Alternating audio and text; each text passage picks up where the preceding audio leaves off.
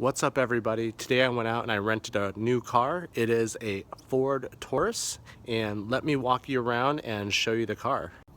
So here it is. It is a dark gray Ford Taurus. It's brand new. It's got about 4,000 miles on the car, and I'm gonna do a quick walk around. It's got great design. I don't see too many of these on the road, so I wanted to see how it handled. So just driving it here. This is actually a rental car that I picked up from Alamo. It's in great shape. Today I'm going to walk you through what I understand about it, my first impressions, and to let you know if I think you should buy one or not. One thing that I thought was really interesting when I got into the car that I haven't seen on any other cars is, check this out. When you open the door, it's got this number panel. So I think it has some sort of touchless entry or a keyless entry. It's got a pretty simple interior, and I'm not sure if most police cars are Tauruses now. I see a lot of them in Ford Explorers, but the interior is actually not too bad. It's pretty spacious interior. It's considered a premium car with Alamo. I definitely feel that the interior feels a little bit dated, and so just looking at the car, it's got vented seats, which is really nice. It's got Taurus on the door sill. The headlight dial definitely feels a little bit, I don't want to call it cheap, but it's definitely not nice. The steering wheel seems like a very classic Ford dash steering wheel. The dash has this wood trim with a very peculiar, if you check this out, this overhang. I guess it keeps the sun out, but the design of the dash is just so peculiar. Why is there that brow that hangs over the faux wood trim? And then this is kind of funny. I just noticed this. To open the trunk, it's got this open trunk button that is on the passenger side of the dash. Does that make any sense to you at all?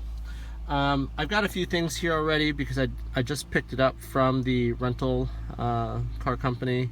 And so you've got park, you've got reverse, you've got neutral, drive, and then S.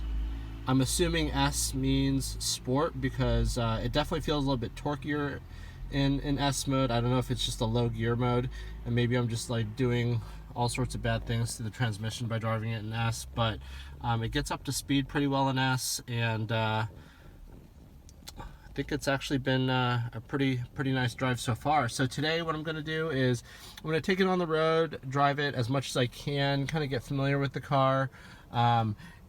Check this out. It's got HomeLink built into the sun visor. It's got a black headliner, which is pretty nice. And the back seats seem very spacious. There's vents down below for your backseat passengers.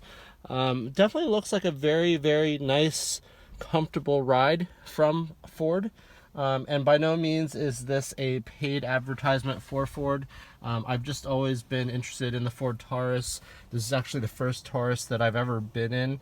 I've rented a few other Fords, some of the smaller cars like the Escort, which I don't think is around anymore, the Ford Focus. So they've been great cars to drive, good power, and I think that's my one takeaway from this car is it's got really great power, and it's very spacious on the interior.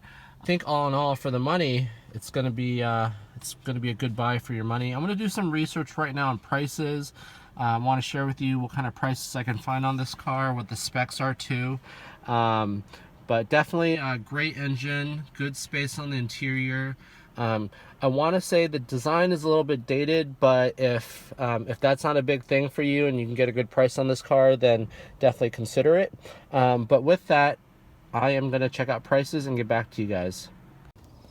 So I couldn't help myself, and I decided to pop the hood just to see what's underneath it. Let's see if I can even open this thing. Uh-oh. I don't think I'm going to be able to figure this out. This looks like a 3.5 liter V6 engine, about 288 horsepower, 254 foot-pound of torque, which is pretty standard with the premium sedans these days. So it's actually got really good power off the line. One thing that is kind of cool is it does have an up-to-date dash in that you can cycle through the menu on the left-hand side. It doesn't seem like it gets that much range on a tank of gas, so just under 300 miles on a tank of gas. There is no tachometer. Actually, it's a digital tachometer with it looks like an analog speedometer. Another thing that I like about this car is the Sony center console. It says Sony. It definitely feels a little bit dated, but the controls, it's got dual climate control. It's got pretty much your standard settings for car stereo system. One thing that's really nice about this car are the vented seats. So as you can see right here, you can choose whether you want air, AC on your seats, or if you want heated seats. And that looks like it's a heated steering wheel option as well. One of the good things about this Ford Taurus is it's got quite a bit of power. So when I get down on the gas, it really goes. It goes pretty hard. I'm in sport mode right now. I'm assuming that's what the S means. There's nothing on here that indicates sport or otherwise. But the car definitely feels a lot torquier, so I'm assuming it means sport mode. One thing that I don't really like about this car is just kind of how cheap everything feels inside. I mean, from the steering wheel to the sound of the blinker, I know that's kind of ticky-tacky, to, I don't know if it's the car, the leather, or the pleather, or just how Fords are made, but the interior of this car smells like milk. Like a refrigerator that's been unplugged for a while. It's got a really weird smell in it. It is a rental car, and the car only has about 4,000 miles on it. But I don't know who rented this car beforehand, but definitely a different level of hygiene. The steering wheel is kind of sticky as well. I'm about to go clean off the steering wheel and properly test drive this car. So I'm going straight right now, and one of my pet peeves is when the alignment's off, and I know that rental cars are abused by the renters, people that drive them. So this car, it's only got 4,000 miles on it, but the steering wheel just will not like drive in a straight manner. So when I'm going straight, the steering wheel's off to a couple degrees to the left, so kind of annoying there, but other than that, the car's been pretty good so far. So here's the best part of the day. The highlight of the trip is, check this out. Yeah, buddy, the Huracan. Check it out. It's the navigation system on the Ford Taurus. As you can see, 4 corners. I'm going southwest. Definitely a little bit disappointing. You know, really wish that this navigation system was a little more robust.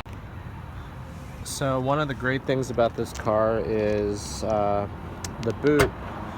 The trunk is actually really, really big. So one of the biggest trunks I've seen in a while. Looks like, I'm assuming there's a full-size spare in here somewhere. Let's check it out.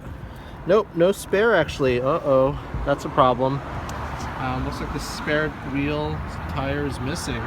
But definitely one of the bigger trunks I've seen. Ford Taurus limited edition. One thing that's kind of dumb about this car is I just filled it up all the way, and as you can see, the fuel level is just below full. Doesn't really make that much sense. So I'm dropping off the car, and it's been a fun ride, and it got the job done. So if you're thinking about a Ford Taurus, if you're a big Ford fan, I think you'll like the car.